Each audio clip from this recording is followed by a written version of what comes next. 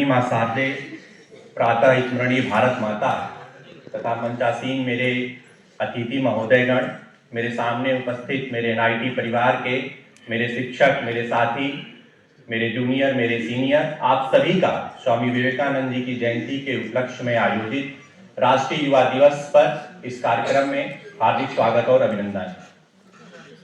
जब भी राष्ट्रीय युवा दिवस की बात होगी तो भारत के एक युवा देश होने की बात होगी, क्योंकि भारत की 65% से ज्यादा आबादी 35 वर्ष से कम आयु की है। और जब युवाओं की बात होगी तो एक ऊर्जा की बात होगी कि कोई भी देश जो इतना युवा है उसके पास एक बहुत असीमित ऊर्जा है और वो ऊर्जा इस विश्व में एक युगांतकारी बदलाव का कारण बन सकती है। लेकिन जब हम इन युवाओं की बात करते हैं, जब इस ऊर्जा की बात करते हैं, तो वहीं पे एक भ्रम की भी बात होती है जो हमारे इस देश के इतने बड़े युवा आबादी के सामने मौजूद है। वो भ्रम है कि जो भी पाश्चात्य है, जो भी वेस्टर्न फिलॉसफी है, जो भी वेस्टर्न प्रोडक्ट है, जो भी वहां का उत्पाद है, वही सर्वश्रेष्ठ है। और जो भारत का बोध है, जो हमारा स्व का बोध है, उस पर हम विचार नहीं करते हैं। और जब हम स्वामी विवेकानंद जी की बात करते हैं तो हमें यही भारत का बोध प्राप्त होता है, यही स्व का बोध प्राप्त होता है। सन 1893 के जब हम शिकागो धर्म सम्मेलन की चर्चा करते हैं तो उस दौरान उस पूरी सभा में हो क्या रहा था?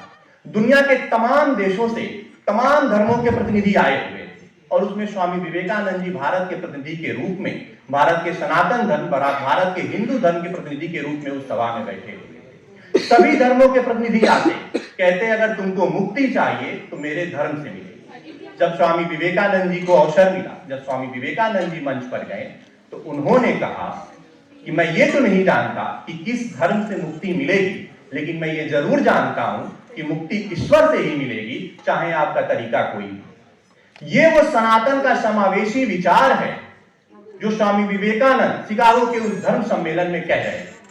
और यही समावेशन, यही भारत का बोध आज के हम युवाओं के बीच में भी होना चाहिए। जब स्वामी विवेकानंद कहते हैं कि गर्व से कहो हम हिंदू हैं, जब वो कहते हैं कि उत्तिष्ठा जागृत प्राप्य वरानी बोधक, तो इसमें कहीं उत्तेजना नहीं है।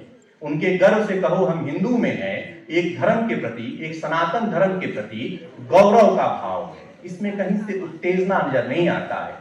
एक ऐसे धर्म का भाव है जो समावेशी है, जो विश्व में वसुधैव कुटुंबकम की बात करता है, जो विश्व के कल्याण की बात करता है। वो ये नहीं कहता कि इस दुनिया को मुक्ति मुझसे मिलेगी, इस दुनिया को दिशा मुझसे मिलेगी। वो कहता है जब सब साथ मिलकर बैठेंगे, किसी एक बिंदु पर सहमत होंगे, तो शायद इस विश्व को एक नई दिशा मिल जाएगी। और इसी क्रम में अगर हम आज आगे बढ़े, युवाओं की बात करें, तो हमें 5 परिवर्तन पर अपने विचार करना होगा। क्योंकि संघ का ये शताब्दी वर्ष है, ये 5 परिवर्तन बहुत चर्चा में है और ये 5 परिवर्तन स्वामी विवेकानंद के विचारों से भी हमें मिलता दिखाई पड़ता है। स्वामी विवेकानंद भी कहते थे कि भारत का बोध हो, हम फिर कह रहे हैं स्व का बोध होना बहुत जरूरी है। हमें ये जानना होगा कि भारत की परंपरा क्या है, भारत का अभिमान क्या है, भारत का विज्ञान क्या है। जब हम अपने स्व को जानेंगे तब हम दुनिया को बता पाएंगे कि भारत की फिलॉसफी क्या कहती है। इसके बाद जब हम आगे बढ़ते हैं तो कुटुंब प्रबोधन की बात करते हैं। कुटुंब प्रबोधन यानी कि जब दुनिया कह रही है कि फैमिली सिस्टम का कोई स्कोप नहीं होना चाहिए, भारत के इंडियन फैमिली सिस्टम को चोट पहुंचाई जा रही है, बताया जा रहा है कि इस प्रोडक्शन और प्रोडक्टिविटी के दौर में अगर आप परिवार में रहेंगे तो आप आर्थिक योगदान नहीं कर पाएंगे। उस दौर में हम भारत के युवाओं की ये जिम्मेदारी बन जाती है कि हम कुटुंब प्रबोधन पे बात करें, सामाजिक समरसता पे बात करें। जब दुनिया भर के डिजिटल युग में तमाम गलत सूचनाओं के आधार पर समाज को बांटने की कोशिश की जा रही है, कई देशों की सीमाएं बांटी जा रही हैं, कई 2 नस्लों के लोगों को लड़ाने का प्रयास किया जा रहा है, जो कुटुंबकम के भाव को सामाजिक समरसता के माध्यम से समाज में उतारने का काम करें। इसके अलावा हम दिल्ली के प्रदूषण को देख रहे हैं, हम दुनिया भर में हो रहे पर्यावरण के नुकसान को देख रहे हैं, तो एक हमारा बोध पर्यावरण संरक्षण का भी हो जाता है।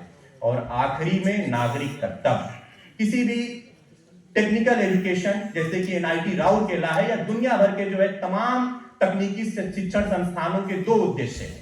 पहला, to lead the world, to lead the country in terms of innovation. दूसरा ये है कि जो वहां यंग माइंड पढ़ने आ रहे हैं उनको हमें ऐसे ढालना है कि वो अपने देश के लिए एक अच्छा नागरिक बनकर निकले।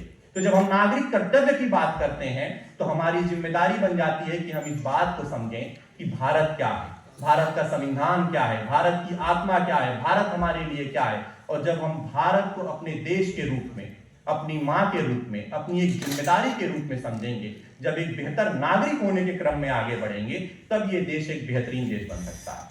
और अगर विकसित भारत 2047 बनाना है, अगर आत्मनिर्भर भारत बनाना है, अगर स्वदेशी भारत बनाना है, तो हमें इन 5 परिवर्तनों से गुजरते हुए अपनी रूपरेखा को तैयार करना होगा।